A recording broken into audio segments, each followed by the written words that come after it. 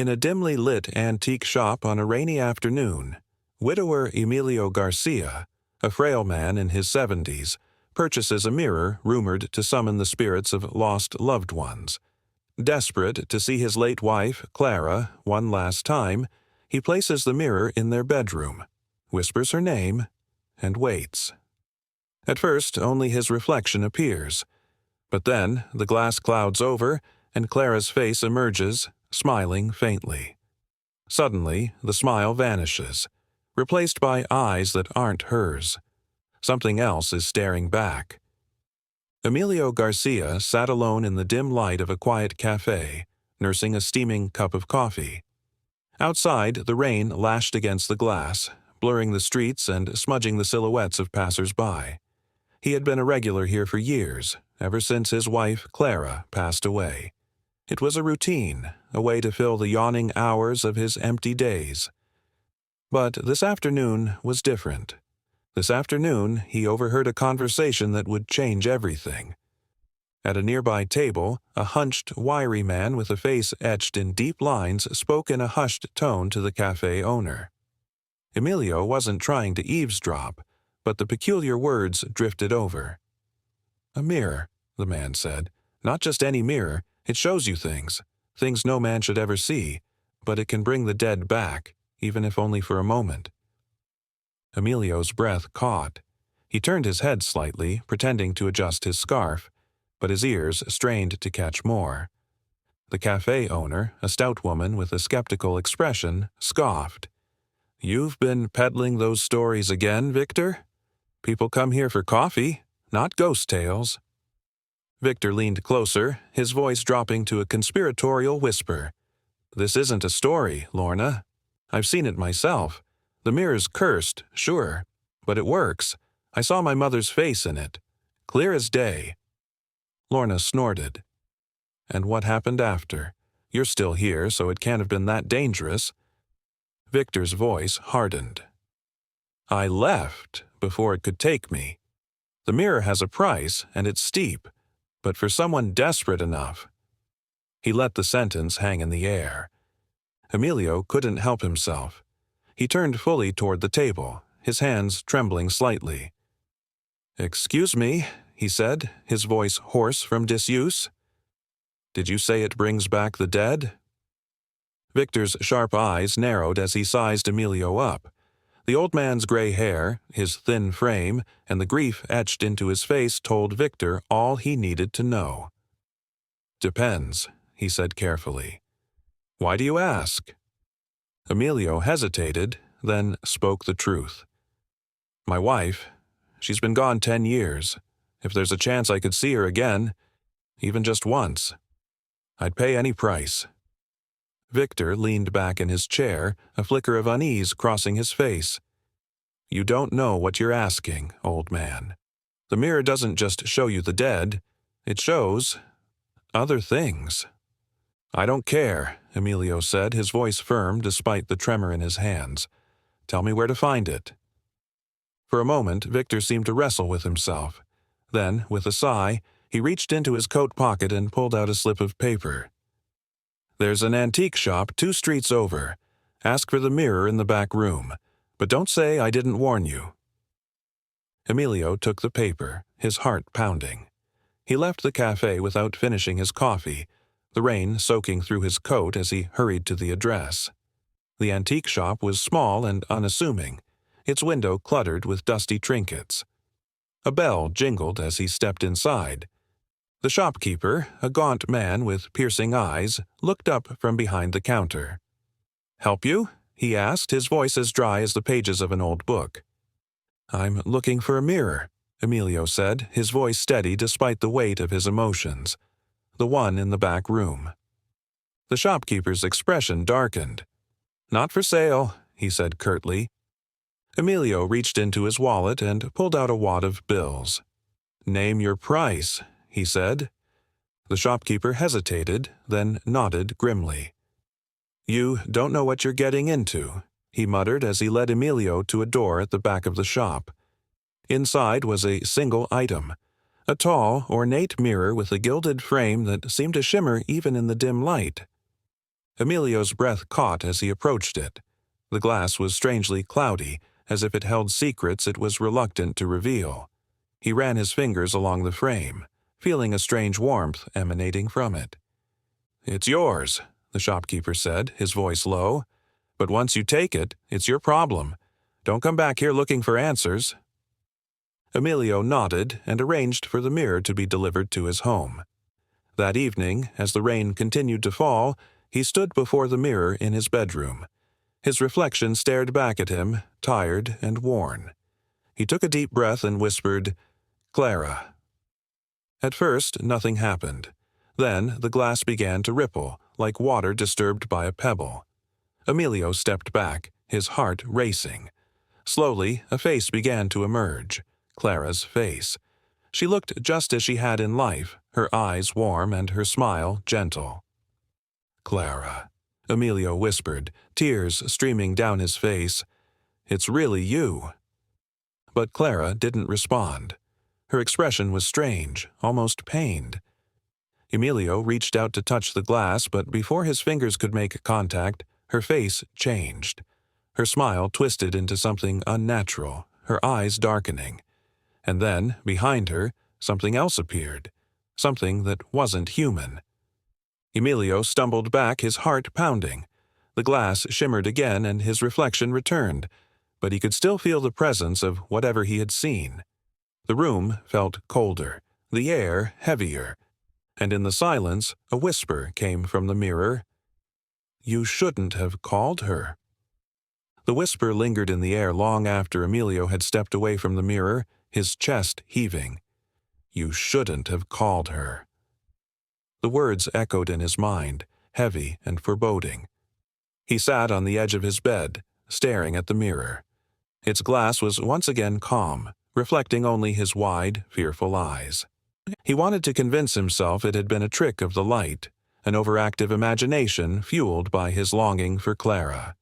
But deep down, he knew better. He had seen Clara's face, her beautiful, familiar features, but he had also seen something else, something not of this world. The next morning, Emilio awoke from a restless sleep. The air in his bedroom felt damp and oppressive. As he groggily looked toward the mirror, he noticed something peculiar. The ornate frame, which had shimmered gold the night before, now looked tarnished. Dark streaks ran along its edges, like veins spreading across its surface. A chill ran down his spine. Determined to make sense of what was happening, Emilio decided to return to the antique shop. He bundled himself up and ventured out into the gray morning. When he arrived at the shop, the bell above the door jingled, but the store was eerily silent. The shopkeeper, who had been terse the day before, was nowhere to be seen. Emilio called out, his voice echoing in the small space. "Hello? I need to speak to you. It's about the mirror."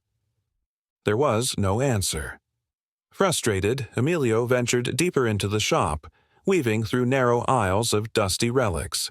His eyes scanned the shelves but found only an unsettling quiet. Finally, he reached the back room where he had first seen the mirror. The space was empty now, the spot where the mirror had stood bare. But on the floor, tucked against the wall, he noticed a small, leather-bound journal. Its cover was worn, and the pages inside yellowed with age. Emilio picked up the journal and flipped through it. The handwriting was cramped and uneven, as though written by someone in a hurry, or in fear. The first entry caught his eye. "I bought the mirror from a traveling peddler. He warned me of its power, but I didn't listen. I thought I could use it to see my wife again, to feel her presence. But the mirror is a doorway. It doesn't just show you the dead, it lets them through." Emilio's heart pounded as he read on. The entries detailed the writer's descent into madness. Each time he used the mirror to summon his wife, something darker emerged. Shadowy figures lingered, whispers grew louder each night, and reality blurred with illusion. The final entry was chilling. "I smashed the mirror today, but it's too late. The thing on the other side has already taken root." Emilio closed the journal, his hands trembling. He glanced around the empty room, the weight of the journal's words pressing down on him. He had made a grave mistake by bringing the mirror into his home. But what could he do now? As he left the shop, journal in hand, Emilio felt a distinct sensation of being watched. He turned quickly but saw nothing. Still, the feeling persisted, a prickling at the back of his neck that refused to go away. When he returned home, the house felt different. The once familiar walls seemed to close in on him. Emilio placed the journal on his desk and turned to face the mirror. It stood in its usual spot, its glass pristine once more, as if mocking him. Steeling his nerves, Emilio approached the mirror. "Clara," he whispered, his voice trembling. This time the glass didn't ripple. Instead, it darkened, shadows swirling within its depths. Then Clara's face appeared again. "Clara," Emilio said, his voice breaking. "Is it really you?" Her lips moved, but no sound came out. She reached a hand toward him, her expression pleading. Emilio hesitated, then raised his hand to the glass. His fingertips brushed the surface, and a shock of cold shot through him. Clara's eyes widened in terror. "Don't," she mouthed, her silent warning clear. But before Emilio could pull away, the glass rippled violently, and Clara's image was replaced by something else entirely. The figure that appeared was tall and shrouded in darkness, its eyes glowing like embers. It pressed its hands against the glass, its expression a grotesque mimicry of Clara's smile. Emilio stumbled back, his heart hammering. The entity leaned closer to the glass, its voice a low, guttural rasp. "You've opened the door, Emilio. Now you must pay the price." The room grew impossibly cold, and the lights flickered. Emilio backed away, his mind racing. He had to do something, anything, to stop whatever he had unleashed. But as the entity's laughter filled the room, he realized the truth. The mirror was no longer just a window. It was a prison, and something had escaped. The whispers returned that night, louder than before. They echoed through the house, relentless and taunting. Emilio swore he saw shadows that didn't belong. Sleep eluded him as he clutched the journal like a lifeline. He couldn't go on like this. The mirror had to be dealt with. But how? Destroying it hadn't worked for the journal's writer. Was there another way? As dawn broke, Emilio made up his mind. Somewhere there had to be a way to banish the darkness. He only hoped he wasn't already too late. Emilio sat hunched over the journal as dawn's light crept into the room. The entity had escaped the mirror, and his home now felt like a hostile presence. Every sound, every shadow seemed alive, as if the house itself had turned against him. He pored over the journal, desperate to make sense of the nightmare he had unleashed. One passage stood out. The mirror feeds on emotion, grief, love, anger. The more you give, the stronger it becomes. Emilio's grief for Clara had opened the door, but how could he fight something that thrived on the very thing he couldn't let go of? Determined to learn more, Emilio resolved to find Victor, the man who had warned him about the mirror. Bundling up against the chill, he left the house. The streets were silent, the gray morning thick with mist. Emilio returned to the café where he had met Victor, his steps quick despite his age. But Victor was nowhere to be found. Desperate, he approached Lorna, the café's owner. "Lorna," he began, his voice edged with urgency. "Do you remember the man who spoke of the mirror?" "Victor," she replied, frowning. "Yes, I remember him. What's going on?" "I need to find him," Emilio pressed. "It's about the mirror. He said it was cursed." After a moment of hesitation, Lorna sighed. "Victor doesn't stay in one place long, but I've heard he sometimes stays at the old boarding house near the church." Emilio thanked her and hurried to the boarding house, a decrepit building that loomed like a forgotten relic. Inside, the air was damp and thick with decay. "Victor?" he called, his voice swallowed by the oppressive silence. After searching several shadowy rooms, Emilio found Victor huddled in a corner, clutching a rosary. The man's eyes darted to every movement. When Emilio stepped closer, Victor's gaze locked onto him with recognition and fear. "You," Victor said, his voice hoarse. "You took it." "I didn't know," Emilio admitted, his voice breaking. "I just wanted to see my wife. I didn't know what it would do." Victor shook his head, his fingers tightening around the rosary. "The mirror isn't a tool. It's a doorway, and once it lets something through, it doesn't go back." "Then how do I stop it?" Emilio demanded, his desperation spilling over. "There has to be a way." Victor hesitated, his face pale. "The mirror feeds on your emotions, your grief, your memories, your fears. It uses them against you. The more you give, the stronger it becomes." "So, what do I do?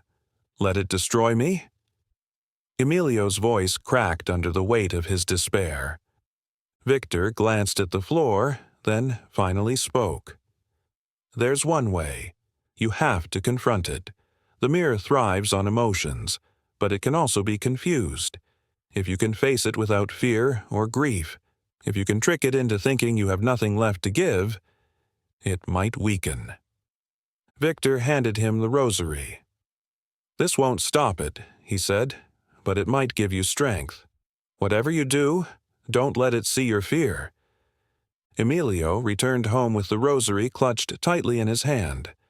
The house felt colder than before, the shadows deeper. The mirror seemed to hum with an almost imperceptible energy, as though it knew he was back. It stood in its usual spot, its glass shimmering faintly in the dim light. That night, Emilio sat before the mirror, the journal open beside him and the rosary wrapped around his fingers. He stared at his reflection, his face lined with exhaustion and fear. He had to find a way to mask his emotions, to confront the entity without giving it power. "Clara," he whispered once more, his voice steady despite the pounding of his heart. The glass rippled, and Clara's face appeared. Her expression was pained, her lips forming silent words. "I know you're not her," Emilio said firmly, his voice devoid of emotion. The image twisted, Clara's features contorting into something monstrous.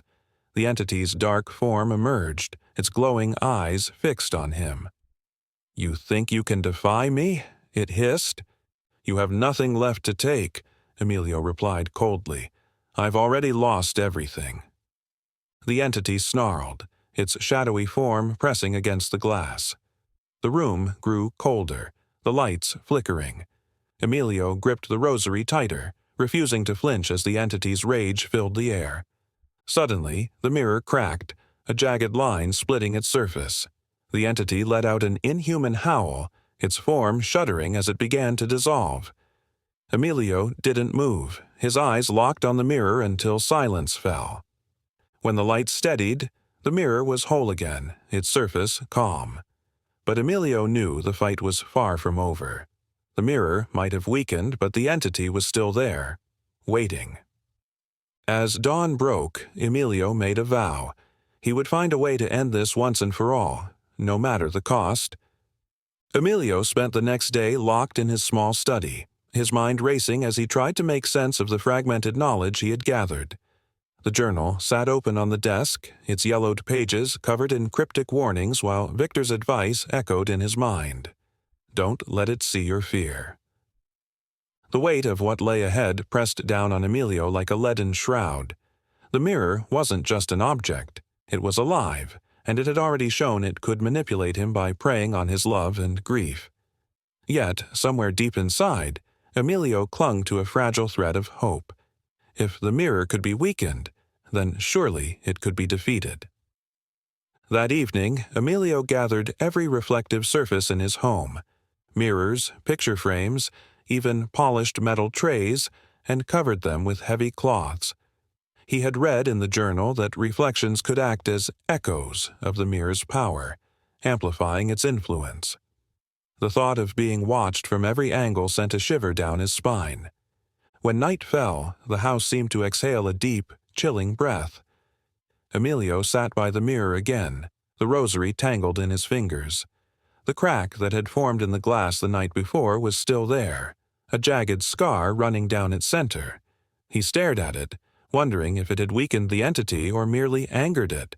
A sudden knock at the front door shattered the silence, and Emilio jumped to his feet. His heart raced as he made his way to the door, the shadows in the hallway seeming to shift around him. When he opened it, no one was there, just the cold night air and an envelope lying on the doorstep. Emilio picked it up with trembling hands. There was no name, just a single sheet of paper inside. Written in hurried handwriting, it read, "You can't fight it alone. You need to know its name." Its name. Emilio frowned as he shut the door and returned to the study. The journal hadn't mentioned a name, but the idea seemed to ignite something in his memory. Names held power. That much he knew from folklore Clara used to love. If he could find the entity's name, perhaps he could gain control. He pored over the journal again, searching for clues about the mirror's origins. At the very bottom of one page he found a single word scrawled in the margins. Umbra. The word sent a chill through him. He whispered it aloud, and the temperature in the room seemed to plummet. The mirror, still sitting in the corner, began to hum faintly, its cracked surface shimmering as though reacting to the name. Emilio clenched the rosary tighter, his pulse quickening. "Umbra," he said, his voice steady despite the trembling in his hands. The glass rippled, and the jagged crack seemed to pulse with an eerie light. For a moment, nothing happened. Then the entity emerged, its shadowy form filling the mirror like a living void. Its glowing eyes locked onto Emilio, and its voice rumbled through the room like thunder. "You dare speak my name?" "I know what you are," Emilio said, forcing strength into his voice. "And I won't let you control me any more." The entity leaned closer, its form pressing against the glass as if testing its boundaries. "You think knowing my name gives you power. You are nothing, Emilio, a grieving old man clinging to a ghost." Emilio swallowed hard, his fingers tightening around the rosary. "I may be nothing, but you're weaker than you let on. That crack in the glass, it's proof." The entity's eyes flared, and the house seemed to tremble. "You think you can defy me?" it snarled. "You opened the door, and now you will pay the price." Suddenly, the glass rippled violently, and Emilio stumbled back as the entity's shadow seemed to spill out of the mirror, stretching across the room like black smoke. The air grew thick and cold, and Emilio could barely breathe as the darkness closed in around him. "Umbra!" he shouted, the name cutting through the oppressive weight like a blade. The shadows recoiled slightly, the entity's form flickering in and out of focus. Emilio pressed on. "You have no power over me. I'm not afraid of you." The entity howled, its voice shaking the very walls of the house. The shadows surged forward again, but this time, Emilio stood his ground. He clutched the rosary tightly and whispered a prayer under his breath, his voice steady despite the terror clawing at him. The mirror began to crack further, its surface fracturing into a web of jagged lines. The entity screamed, its form dissolving into the glass as the mirror's light flickered and died. Then, all at once, the room fell silent. Emilio collapsed to the floor, gasping for air. The mirror stood before him, its surface now dull and lifeless, the cracks frozen in place like a shattered window. He didn't know if the entity was truly gone or merely weakened, but for the first time in days, the house felt still. As dawn broke, Emilio sat by the mirror, exhaustion weighing heavily on him. He had faced Umbra and survived, but he knew the fight wasn't over. The mirror's hold on him was weakening, but it wasn't broken. Not yet. He closed the journal and whispered to himself, "I will finish this, whatever it takes." The morning light streaming through the curtains felt sharper, harsher, as if it carried the weight of what Emilio had faced the night before. Exhaustion clung to him like a heavy fog, but he knew he couldn't stop now. The mirror remained in his home, fractured but still alive, its sinister energy lingering like an open wound. Emilio spent the day preparing. The journal had given him some answers, and Victor's warnings about the mirror's appetite for emotions had taught him how dangerous it was to give in to fear. But knowing Umbra's name had given him an edge, a weapon. What he needed now was a plan to end the mirror's hold on him for good. He thought back to Clara, her face so vividly real the first time he'd summoned her in the mirror. The grief had been overwhelming, blinding, and it had left him vulnerable to the entity's manipulation. Emilio clenched his fists. He wouldn't let it use her memory against him again. As evening approached, Emilio gathered items from around the house, things that had belonged to Clara. A photograph of the two of them on their wedding day, a delicate scarf she used to wear, and a music box that had once filled their home with her favorite melody. Each item carried memories, fragments of their life together, but Emilio knew these tokens weren't just sentimental. They were bait. The journal had mentioned that the mirror fed on emotional connections, and Emilio intended to use that hunger against it. He arranged the items carefully on the floor in front of the mirror, creating a circle around himself. The rosary hung from his neck, its weight a small comfort as he prepared to face Umbra again. When the clock struck midnight, Emilio sat cross-legged in the circle, the music box playing softly. The melody felt like a thread connecting him to Clara, grounding him as he stared into the cracked glass.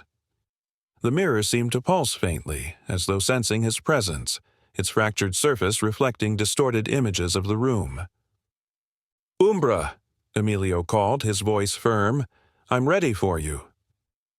The glass rippled and the air in the room grew colder. Shadows gathered in the corners, coiling like smoke as the entity's form began to take shape within the mirror.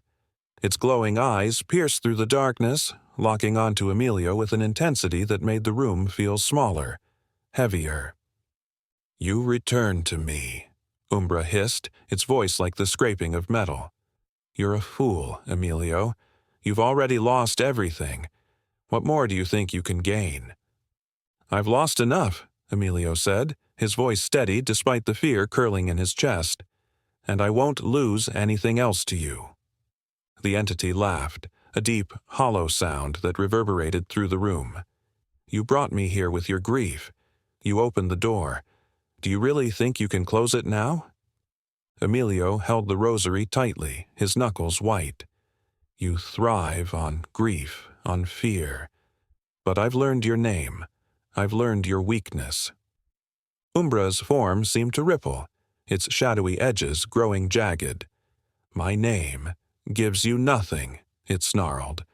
"You are nothing but a grieving old man. You have no strength left." Emilio smiled faintly, his resolve hardening. "You're wrong. I have one thing left, my love for Clara, and you can't take that from me." The entity roared, its form pressing against the glass as though trying to break free. The shadows in the room thickened, surging toward Emilio, but they stopped short of the circle he had created. The music box played on, its melody cutting through the darkness like a beacon. "You think this trinket will save you?" Umbra spat, its voice trembling with anger. "You think your memories are stronger than me?" Emilio's voice rose, clear and unwavering. "My memories are stronger than you. My love for Clara is stronger than anything you can take from me." The mirror began to vibrate, the cracks in its surface widening as the entity howled in rage. Emilio closed his eyes and focused on the music, on the memories of Clara that filled his heart. He spoke softly, not to Umbra, but to Clara herself. "I'll always love you," he whispered, "and I'll protect you, no matter what." The room seemed to explode with light as the mirror shattered, shards of glass flying in all directions.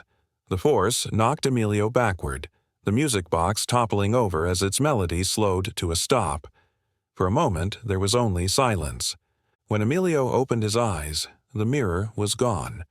Only a pile of broken glass remained, its jagged edges glinting faintly in the dim light. The oppressive weight that had filled the house was lifted, replaced by stillness that felt almost peaceful. As dawn broke, Emilio gathered the shards of the mirror and placed them in a heavy box. He carried it to the woods outside his home, burying it deep beneath the roots of an old oak tree. The earth felt cold beneath his hands, but as he covered the box he felt a strange sense of closure. When he returned home, the house felt different, lighter, as though Clara's presence lingered, watching over him. Emilio sat by the window, the rosary still clutched in his hands, and whispered, "I'll keep you safe, Clara, always." For the first time in years, Emilio felt a flicker of peace. Though the fight wasn't entirely over, he had faced the darkness, and, for now, he had won. Emilio woke to an unfamiliar stillness in the house. For the first time in days, the air felt lighter, and the oppressive weight of the mirror's influence was gone. He sat by the window, the rosary still clutched in his hands, and watched the sunlight creep across the floor. But even as he basked in the calm, he couldn't shake the lingering unease. The mirror was gone, but the fight felt unfinished. The journal still lay on his desk, its yellowed pages a grim reminder of the power the mirror once held. Emilio thumbed through it again, searching for any clue about what might come next. One passage stood out. "The mirror is not truly destroyed. Its shards carry its curse. They must be hidden, far apart, or its power will call out again." Emilio felt a chill run down his spine. He had buried the shards of the mirror beneath the oak tree, but now he realized that might not have been enough. The earth might conceal them, but it couldn't suppress their malevolence forever. Determined to ensure the mirror's curse would never harm another soul, Emilio devised a plan. He gathered a canvas bag, filled it with tools, and returned to the woods at twilight. The oak tree loomed before him, its branches twisting into the sky like skeletal hands. Emilio dug into the soil until he unearthed the box containing the shards. The shards glinted faintly in the moonlight, their fractured edges catching the light in a way that felt almost alive. Emilio shuddered as he picked up the box and placed it carefully into the bag. He couldn't let the mirror's remnants remain in one place. They needed to be scattered, hidden far from one another so the entity could never regain its strength. Over the next several days, Emilio traveled to places that had once held meaning for him and Clara. He visited the church where they had been married, the beach where they had spent their honeymoon, and the forest trail they had often walked together. At each location, he buried a single shard, whispering a prayer as he covered it with earth or sand. Each burial felt like a farewell, not just to the mirror but to Clara as well. Emilio knew that by scattering the shards, he was severing the last ties to the life they had shared. It was painful, but it brought him peace. Clara's memory would always live in his heart, untarnished by the mirror's influence. On the final night of his journey, Emilio found himself at the edge of a vast lake, its surface shimmering under the moonlight. He held the last shard in his hand, its jagged edges cold against his skin. The lake had been one of Clara's favorite places, a sanctuary where she had always felt at peace. Emilio stepped to the water's edge and knelt, his reflection rippling in the dark surface. "Clara," he whispered, his voice breaking, "I hope you can forgive me for everything. I'll keep fighting, for you." With a deep breath, Emilio hurled the shard into the lake. It vanished beneath the surface with a faint splash, the ripples spreading outward in circles. For a moment, Emilio stood there in silence, watching the water settle. Then, as if carried on the wind, he thought he heard her voice. "Thank you." Tears filled Emilio's eyes as he turned away from the lake, the weight on his heart finally lifting. He returned to his home, the rosary still around his neck, and sat by the window once more. The house felt different now, quiet but not empty. It was as if Clara's presence lingered, a comforting warmth in the stillness. Over the next few weeks, Emilio began to rebuild his life. He tended his garden, reconnected with old friends, and found solace in routines he had long neglected. The memory of the mirror and its horrors faded, replaced by a renewed sense of purpose. But late at night, when the world was quiet and sleep eluded him, Emilio would sometimes find himself staring into the dark corners of his home. half expecting to see the shadows stir. He knew the mirror's curse was no longer his burden, but the memory of Umbra's voice still echoed in his mind. "You opened the door." Emilio clutched the rosary tightly whenever the memories resurfaced, whispering Clara's name like a mantra. He had faced the darkness and survived, and he knew he could face whatever came next. One evening, as Emilio sat by the window watching the sunset, he noticed something unusual in the garden below. A single white flower had bloomed among the overgrown weeds, its petals glowing softly in the fading light. Emilio smiled, a sense of calm washing over him. It was as if Clara was sending him a sign, a reminder that she was at peace and that he should be too. For the first time in years, Emilio allowed himself to hope. The mirror was gone, the shards scattered, and the entity's power diminished. He had won, not just the battle with Umbra, but the battle within himself. The darkness had tested him, but love had proven stronger. As night fell, Emilio blew out the candle by his bedside and lay down to sleep. The house was quiet, the kind of quiet that brought comfort instead of fear. And as he drifted off, he dreamed not of shadows or mirrors, but of Clara's laughter and the warmth of her hand in his. At last, Emilio was free.